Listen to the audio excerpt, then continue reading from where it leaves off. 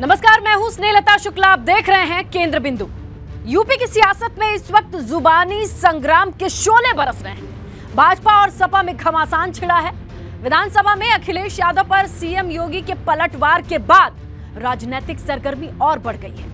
आज बात 2024 के महाभारत के जाति कुरुक्षेत्र की, जिसमें यह वक्त आर पार की चुनौती काल की तरह लग रहा है। भाजपा और सपा दोनों ने एक दूसरे को चैलेंज दे डाला है। आज बात इसी खबर की।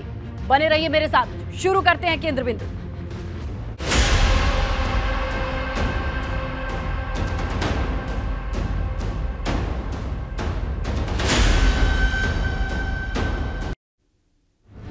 राजनीति के मैदान में शब्दों का इस्तेमाल हथियार के रूप में होता है। विरोधियों पर चुभने वाले हमले के लिए इसमें तलखी भरने की जरूरत होती है। इसमें भाजपा और सपा ने कोई कसर नहीं छोड़ी है।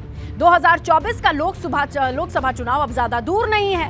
उससे पहले सुलगते मुद्दों पर शुरू हुए घमासान का अंदाजा ये है, ये जो घमासान का अंदाज है वो इसे बता रहा है कि लड़ाई जोरदार होगी। आखिरकार ये सरकार कर क्या रही है? ये डबल इंजन कहां घूम रहे हैं?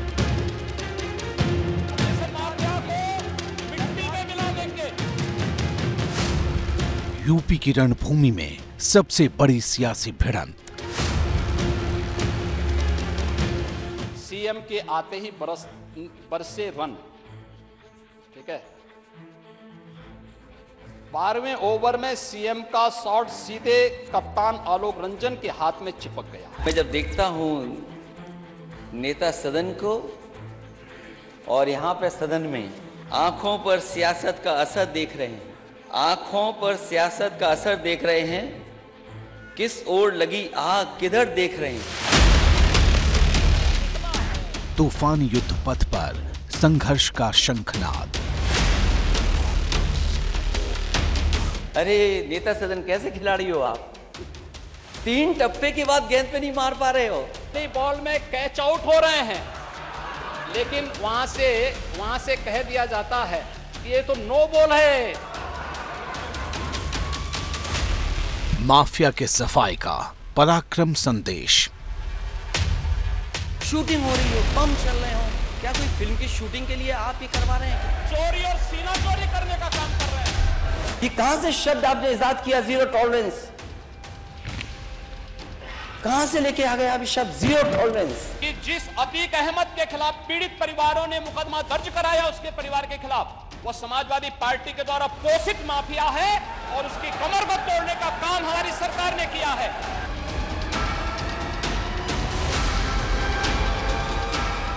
आर पार का चुनौती काल। इतनी घटनाएं हुई महिलाओं के ऊपर, घटनाओं में उत्तर प्रदेश नंबर 1 है, नंबर 1। रग रग में अपराध भरा हुआ है। अपराध के अलावा इन्होंने कुछ सीखा ही नहीं है। रामचरितमानस पर तुलसी संदेश। जिस प्रकार से कुछ लोगों ने फाड़ने का प्रयास किया, ये जो कृत्य हो रहे हैं,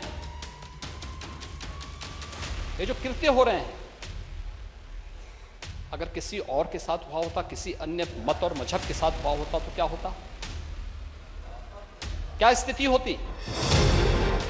शूद्र की परिभाषा पर राजनीतिक जंग। ढोल गंवार सूत्र पशुवानी, सकल ताड़न के अधिकारी। अब ये सीख से है, शिक्षा से है, से संरक्षण है। क्योंकि आपने मुझे रोका था, याद है आपको? मैंने आपको रोका नहीं कभी। मैंने नहीं बोला। आउट ऑफ कॉन्टेक्स्ट नहीं बोलना चाहिए, आउट ऑफ कॉन्टेक्स्ट भाषण नहीं होना चाहिए। मेरा आपसे यही निवेदन है। 24 के महाभारत का जाति कुरुक्षेत्र, केंद्र बिंदु।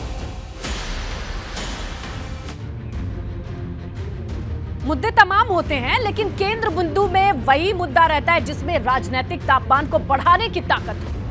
समाजवादी पार्टी ने योगी सरकार की साख को कटघरे में खड़ा किया तो भाजपा भड़क गई।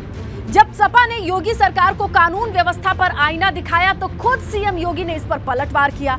इस पर आर पार का संग्राम फिलहाल थमता नजर नहीं आ रहा है। ये साफ नजर आ रहा है कि ये बात निकली है तो दूर तक जाएगी। शर्म तो तुम्हें करनी चाहिए जो अपने बाप की सम्मान नहीं कर पाए हो। सियासी बहस के इतिहास में ये बार पलटवार मील के पत्थर की तरह है। सिर्फ आर पार नहीं, अंदाज के लिहाज से भी ये चर्चा के केंद्र बिंदु में बना हुआ है। पता नहीं किसने बॉल की और 1 टप्पा 2 टप्पा 3 टप्पे के बाद भी बल्ला हवा में घूम गया। अरे नेता सदन कैसे खिलाड़ी हो आप? 3 टप्पे के बाद गेंद पे नहीं मार पा रहे हो। सीएम के आते ही बरसे रन, ठीक है।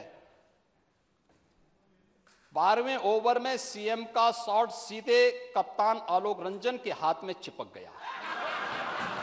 ये क्रिकेट खेलना है, पहली बॉल में कैच आउट हो रहे हैं, लेकिन वहां से कह दिया जाता है कि ये तो नो बॉल है।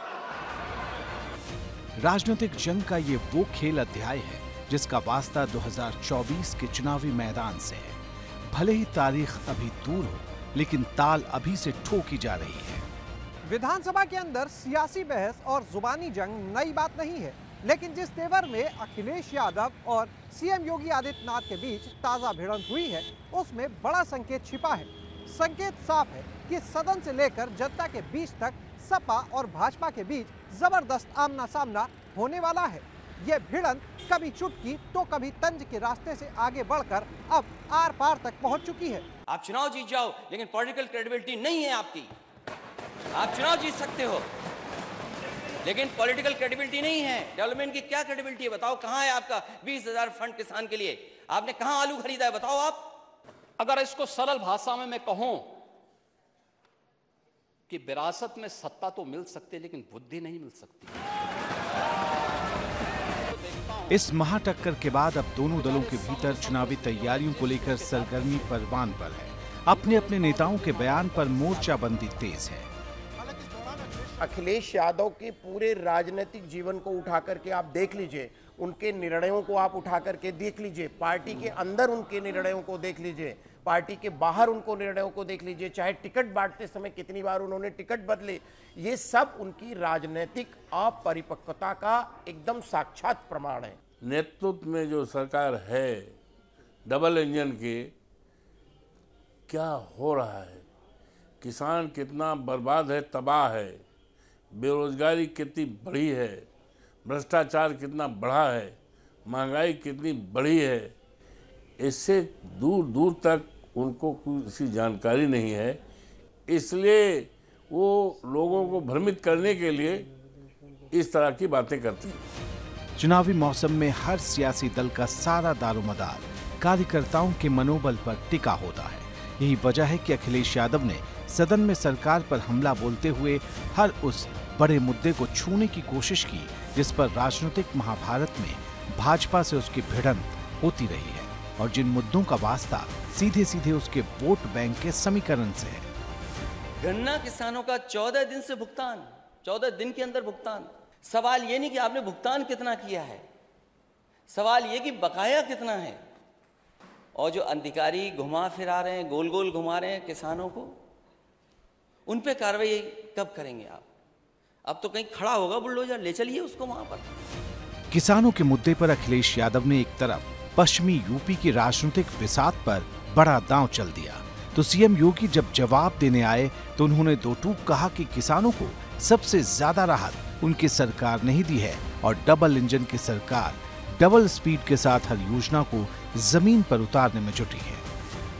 जब इनका शासन था तब कुछ कर नहीं पाए, और आज डबल इंजन की सरकार डबल स्पीड के साथ उन योजनाओं को जमीनी धरातल पर उतार करके उत्तर प्रदेश के अंदर 25 करोड़ जनता को बिना भेदभाव के शासन की योजनाओं का लाभ दे रही है, तो उनको बुरा लगता है। ये सब बुरा लगता है उन्हें। अखिलेश यादव की इस वक्त पूरी कोशिश इस बात की है कि जातीय जनगणना के मुद्दे पर आर पार का माहौल बनाया जाए, तो भाजपा पूरी तरह सावधान है। जातीय जनगणना के जिस दांव के दम पर अखिलेश यादव 2024 की चुनावी लड़ाई का रुख बदलना चाहते हैं, उसे सीएम योगी ने अपने हिंदुत्व कार्ड का आईना दिखाया। योगी ने अखिलेश पर समाज को बांटने का आरोप लगाते हुए कहा कि इसके पीछे मकसद एक खास जाति की चिंता करने का है, जबकि हमारी सरकार सबका साथ सबका विकास की नीति पर चलती है। हम शौचालय देने की बात करते हैं, वो जाति की बात करते हैं। हम मकान देने की बात करते हैं, ये लोग जाति की बात करते हैं। हम रोजगार की बात करते हैं, ये जाति की बात करते हैं। हम एक अन्नदाता किसान के खेत में पानी पहुंचाने की बात करते हैं, ये लोग जाति की बात करते हैं। हम किसान की उपज को दुगना दाम देने की बात करते हैं, ये लोग जाति की बात करते हैं। साफ है कि जाति पर छिड़ी हुई ये जंग अगले चुनाव का केंद्र बिंदु बनने वाली है। जो योगी आदित्यनाथ जी ने बात कही है, सच्ची बात तो कड़वी होती है। अतीक अहमद को समाजवादी पार्टी ने विधायक भी बनाया था, सांसद भी बनाया था समाजवादी पार्टी से। यही बात तो कह रहे हैं। ने जो कहा है उसका अर्थ यही है कि उन्होंने जब 5 साल रहे तो उन्होंने क्या काम किया, ये पूरे प्रदेश के और देश के सामने। उनको नहीं पता है कि सियासी परिपक्वता का महत्व कितना होता है। उन्होंने काम को प्रायोरिटी ना लेकर के अपने जीवन को और अपने परिवार को केवल सीमित होकर के बढ़ाने का काम किया, ना कि प्रदेश और देश के लिए काम करने का काम किया। जैसे इन्होंने कहा हम मिट्टी में मिला देंगे माफियाओं को, तो 6 साल क्या कर रहे थे? 6 साल तक जो है इन्होंने संरक्षण दिया। सब जान रहे हैं कि मतलब जो हत्यारे उनको कौन संरक्षण इस समय दे रहा है। सीएम योगी ने अखिलेश यादव के हर हमले का सीधा जवाब दिया। इसमें खास आक्रामकता नजर आ रही थी। जिस तरह उन्होंने अखिलेश के सियासी परिपक्वता पर सवाल उठाए, वो भी एक बड़ी रणनीति का हिस्सा लगता है। सीएम योगी ने बार बार अखिलेश को गुस्से पर काबू करने की नसीहत दी और चाचा का सम्मान करने की सलाह देने से भी नहीं चूके। कम से कम इधर के बहाने आपने काका श्री को ही सम्मान देना शुरू कर दिया। और शिवपाल जी, सचमुच में जब आपको देखता हूं तो मुझे महाभारत का दृश्य याद आने लग जाता है। आप जैसा अनुभवी व्यक्ति सचमुच हर बार चले जाते हैं, बार बार अपमानित होते हैं। आपके अनुभव, आपके संघर्षों का लाभ समाजवादी पार्टी को नहीं लेना चाहिए। यूपी की सियासत पर इस वक्त पूरे देश की नजरें हैं और सीएम योगी और अखिलेश का जुबानी आमना सामना अब राष्ट्रीय राजनीति में भी चर्चा का विषय है।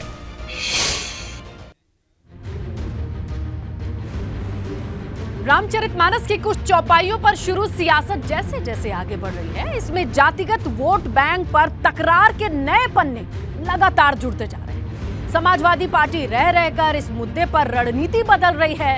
अखिलेश यादव ने पहले कहा था विधानसभा में सीएम योगी से सवाल करूंगा कि शूद्र है कौन, लेकिन ऐसा हुआ नहीं। इसके पीछे एक नई रणनीति बताई जा रही है।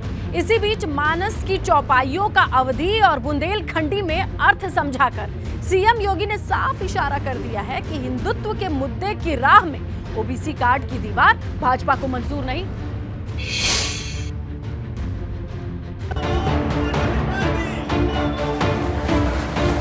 मूल जानना बड़ा कठिन है नदियों का वीरों का, धनुष छोड़कर और गोत्र क्या होता रणधीरों का।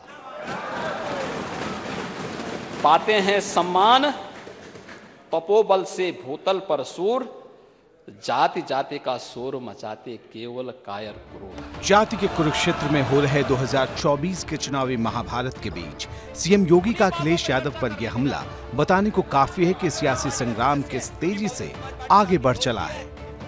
रामचरितमानस की कुछ चौपाइयों पर सवाल उठाने वाले सपा नेताओं को लेकर सीएम योगी ने तीखी टिप्पणी की। उन्होंने इस मुद्दे पर दिए जा रहे बयान और प्रदर्शन को लेकर सीधे अखिलेश यादव को कटघरे में खड़ा कर दिया। सीएम योगी ने यहां तक पूछ लिया कि जैसे रामचरितमानस फाड़ ली थी, क्या किसी और पंथ की किताब फाड़ पाओगे? इसके साथ ही सीएम योगी ने उस चौपाई का अर्थ भी बताया और इसका मतलब भी समझाया। इस बात को जानते हैं कि रामचरितमानस अवधि में रची गई और अवधि का एक वाक्य है कि भैया इतनी देर से केका ताड़त आहा। आप कुछ बताएंगे इसका अनुवाद क्या है? ताड़त का मतलब क्या है इसमें? क्या मारने से है क्या? सीएम योगी ने बाकायदा अवधि और बुंदेलखंडी में कुछ वाक्य सुनाए और इनका अर्थ बताते हुए ताड़ना शब्द पर सवाल खड़े करने वालों को आड़े हाथों लिया। विधानसभा के अंदर मानस की चर्चित चौपाइयों का सीएम योगी द्वारा किया गया विश्लेषण काफी कुछ साफ कर देने वाला था। इसके जरिए ये संदेश भी दिया गया कि अगर सिर्फ सियासी वजहों से धार्मिक मामलों में सवाल किए जाएंगे तो ऐसा करने वालों को सीधा जवाब मिलेगा। बुंदेलखंडी में भी एक वाक्य में बता दे रहा हूं, देखिए शब्द वही है, भैया मोरे लड़कन को ताड़े रखियो।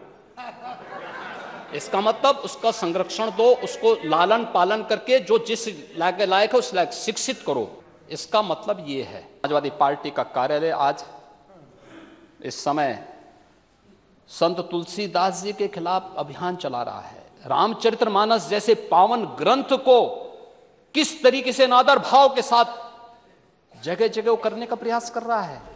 मुख्यमंत्री योगी आदित्यनाथ ने यह बात तब कही है जब सपा की तरफ से रामचरितमानस की कुछ चौपाइयों को लेकर स्वामी प्रसाद मौर्य चुप बैठने को तैयार नहीं। वे लगातार इसे शूद्रों के अपमान से जोड़ रहे हैं, तो सीएम योगी ने पूरे मुद्दे को जातीय विभाजन बढ़ाने की साजिश बता डाला। ढोल गंवार शूद्र पशुरानी सकल ताड़न के अधिकारी। अब ये सीख से है, शिक्षा से है। तो मैंने शुरू में इसी बात को कहा ना, विरासत में नहीं मिलती। एक वाद्य यंत्र है। गंवार का मतलब अशिक्षित से है, शूद्र का मतलब श्रमिक वर्ग से है, किसी जाति विशेष से नहीं है। सबसे दिलचस्प बात यह है कि 2 हफ्ते पहले तक जो अखिलेश यादव लगातार इस बात का जिक्र कर रहे थे कि विधानसभा में वो सीएम योगी से पूछेंगे कि मैं कौन हूं। अखिलेश शूद्र शब्द का अर्थ लगातार पूछ रहे थे, लेकिन सदन के भीतर उन्होंने इस मुद्दे पर आक्रामक रूप से परहेज किया। अब इसको लेकर कई तरह की अटकलें चर्चा में हैं। विपक्ष के नेता के नाते अखिलेश यादव को और मुख्यमंत्री के नाते योगी आदित्यनाथ को जनता से जुड़े मुद्दों पर अपना फोकस करना चाहिए। एक दूसरे पर वार करना से उतना सकारात्मक नहीं होगा जितना राजनीति के लिए, उत्तर प्रदेश की जनता के लिए। अभी और ये विकराल रूप आगे लेगा, विशाला रूप धरेगा आगे, क्योंकि आज मुझे मालूम पड़ा कि विधानसभा में तू तलाक तक नौबत आ गई। तुम लड़के हो, ये वो, इस तरह बाप का सम्मान, इसका सम्मान, चाचा का सम्मान। तो ये सब जानबूझ के किया जा रहा था, अंजान में नहीं हो रहा सब। ये अपने अपने वोटर्स को एकजुट रखने के लिए ये सब जानबूझ के पॉलिटिक्स किया जा रहा है, पॉलिटिक्स चल रही है। राजनीति के केंद्र बिंदु में बने रहने के लिए जरूरी है कि सुलगते मुद्दे को लगातार उछाला जाए। यही वजह है कि सपा ओबीसी जातियों के ध्रुवीकरण के लिए जातीय जनगणना की मांग से पीछे हटने को तैयार नहीं। विकास कैसे करोगे आप? हम जितने भी विपक्ष के लोग हैं, हम सब जाति जनगणना चाहते हैं।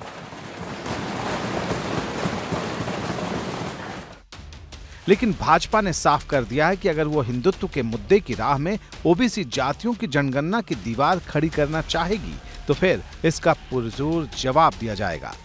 राजनीति करते हैं, जब चुनाव आ जाता है तो समाज को तोड़ने का काम, समाज में विभेद पैदा करने का काम, इधर उधर की तमाम की बातों को लेकर के लोग आते हैं, तो बिल्कुल आईना दिखाने का काम माननीय मुख्यमंत्री जी ने अखिलेश यादव जी को किया। हमारी पार्टी सर्वधर्म समाज को लेकर चलने वाली पार्टी है, समाजवादी विचारधारा की पार्टी हमारी समाजवादी पार्टी है। और क्योंकि हमारे लोहिया जी का एक नारा था पिछड़े वर्ग के बारे में कि हमारी लोगों की जैसे भागीदारी हो, जिस तरह आबादी के आधार पर हम लोगों को हिस्सा दिया जाए, इसलिए हमारे राष्ट्रीय अध्यक्ष जी ने मांग करी है कि जब जातीय जनगणना हो जाएगी, जब देश में जानवरों की जनगणना हो सकती है तो व्यक्तियों की, बिरादरियों के क्यों नहीं हो सकती। समाजवादी पार्टी के खेमे में इस मुद्दे पर लकीर तय कर ली गई है और ये साफ है कि अभी से लेकर 2024 के चुनाव का बिगुल बजने तक इस पर आर पार का अभियान चलेगा। 24 का चुनाव जो है निश्चित तौर से इस देश में बदलाव का चुनाव होगा। जिस तरह से जनता में चाहे केंद्र की सरकार हो चाहे प्रदेश की सरकार है, इन प्रदेशों की सरकार और देश की सरकारों से जनता पूरी तरह से समझ गई है ये सरकार धरातल पर कोई काम करना नहीं चाहती है, केवल जुमलेबाजी करती है, झूठा बयानबाजी करती है। कि 2017 में उनकी 325 सीटें आई थी और इस बार जो है 255 सीटें आई हैं। तो घटी है और हमारे जो है करीब 70-80 कैंडिडेट जो है 5000 से कम वोट से हारे हैं। तो ये बौखलाहट है माननीय मुख्यमंत्री जी का। राजनीतिक विश्लेषकों की माने तो मुद्दों की धमक चाहे जैसी भी हो, इस पर सियासी तकरार का रंग कम नहीं होने वाला। एक तरफ भाजपा और सपा के बीच तलवारें खींची हैं तो दूसरी तरफ निषाद पार्टी और सुभासपा जैसे दल हैं जो जातीय जनगणना के मुद्दे पर खुद को नौसिखिया बताए जाने पर भड़क गए हैं। प्रदेश में जो माहौल है, आपस में लोग भाईचारा मिलत करके रहें, इसके लिए लोग परेशान हैं। आज का नौजवान रोजगार के लिए परेशान है, महंगाई से आम आदमी त्रस्त है, इसके लिए लोग सोच रहे हैं कि इससे कैसे निजात मिले। तो जनता के दिमाग में तो ये भावना है, नेताओं के दिमाग में है कि हम कैसे गुमराह करके कैसे हम वोट लेके सत्ता पा जाएं। साफ है कि हर बीतते दिन के साथ अभी जाति के कुरुक्षेत्र में महाभारत की गर्जना और भी तेज होती जाएगी। 2024 के चुनावी राजपथ पर किसी भी बड़े मुद्दे पर सरपट राजनीति नहीं हो रही। हर दल का अंदाज घुमावदार है। विरोधियों की गाड़ी जहां नए मोड़ लेती है वहीं मोर्चाबंदी हो जाती है और यही वजह है कि हर हफ्ते के बाद एक नया मुद्दा सामने आ रहा है। लड़ाई दिलचस्प होती जा रही है, बावजूद इसके कि दोनों ही खेमे में एक बात आपस में मिलती है, वो ये है आक्रामक अंदाज। प्रयागराज में बसपा नेता राजू पाल के हत्या के मामले में गवाह रहे उमेश पाल के खौफनाक मर्डर के बाद सियासत की आंच और तेज हो चली है।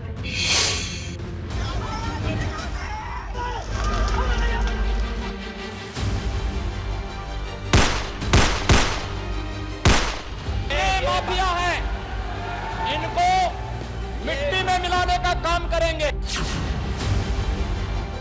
कानून व्यवस्था को माफिया की चुनौती पर सीएम योगी का ये अल्टीमेटम एक बड़ा संदेश है। संदेश इस बात का कि कानून से खेलने वालों का अंजाम मिट्टी में मिलने के रूप में ही सामने आएगा। ये कहां से शब्द आपने इजाद किया, जीरो टॉलरेंस? कहां से लेके आ गए आप शब्द जीरो टॉलरेंस? माफिया कोई भी हो, सरकार की जीरो टॉलरेंस की नीति है और उन माफियाओं के खिलाफ मिट्टी में मिलाने का काम उनको हमारी सरकार करेगी। पूरी मजबूती के साथ उनसे निपटने का कार्य करेगी। प्रयागराज में गवाह की हत्या का मुद्दा उठाते हुए अखिलेश यादव ने राज्य सरकार पर सवाल खड़े किए। उन्होंने जीरो टॉलरेंस की नीति पर तंज कसा तो सीएम योगी आदित्यनाथ ने तीखा पलटवार किया। सीएम योगी ने समाजवादी पार्टी पर माफिया को संरक्षण देने का आरोप लगाया। उन्होंने सदन में ऐलान करते हुए कहा कि माफिया को मिट्टी में मिला दिया जाएगा। कानून व्यवस्था को लेकर ये अब तक का सबसे बड़ा बयान है। इशारा है कि प्रयागराज की धरती से माफिया ने फिर जो धमक दिखाई है उस पर बहुत बड़ा एक्शन होकर रहेगा। विपक्ष की तरफ से कानून व्यवस्था को कमजोर बताए जाने पर सीएम योगी का आक्रामक अंदाज ये बताता है कि सरकार को अपनी छवि और साख पर आंच मंजूर नहीं, इसका कठोरता से हर हाल में जवाब दिया जाएगा। दोषी हैं, उनको हमारे खुद मुख्यमंत्री जी कह चुके हैं, कल ही असेंबली में कहा कि उनको मिट्टी में मिला के रहेंगे और जब वो कहते हैं वो करते भी हैं। उनकी कथनी और करनी में कोई अंतर नहीं होता है। एक तरफ माफिया को सीधा अल्टीमेटम है तो दूसरी तरफ विपक्षी दलों के लिए सरकार ने दो टूक कहा है कि माफिया को आगे बढ़ाने वाले लोगों को इस मुद्दे पर बोलने का अधिकार नहीं। आपने कल यह कृत्य किया है, वह माफिया उत्तर प्रदेश के बाहर है और वह माफिया समाजवादी पार्टी के सहयोग से ही बार बार एमएलए और एमपी बना है। वहीं सपा के नेता कह रहे हैं कि सरकारी अधिकारियों को जरूरत से ज्यादा छूट की वजह से प्रयागराज जैसी वारदात हुई। पार्टी की माने तो कागजी आंकड़ों से कानून व्यवस्था को बेहतर नहीं बताया जा सकता। कानून व्यवस्था का मामला है और निश्चित तौर पे जो हुआ है वो निंदनीय है कि गवाह को फरेआम मार दिया जाए और मैं सरकार से मांग करूंगा कि त्वरित और जितनी सख्त कार्रवाई हो सके वो जल्दी करे। वहीं भाजपा कह रही है कि अपराधियों और दोषियों को उनके किए की सजा मिलेगी, कोई गुनहगार बचने वाला नहीं। हमारी प्रतिबद्धता है, हम अपराधियों को पकड़ेंगे, दोषियों को पकड़ेंगे, कड़ी कड़ी सजा देंगे और पूरे मामले को फास्ट ट्रैक कोर्ट में ले जाएंगे जिसे शीघ्र पीड़ित परिवार को न्याय मिल पाए। इसी के साथ आज केंद्र बिंदु में फिलहाल इतना ही। आप बने रहे एबीपी गंगा के साथ।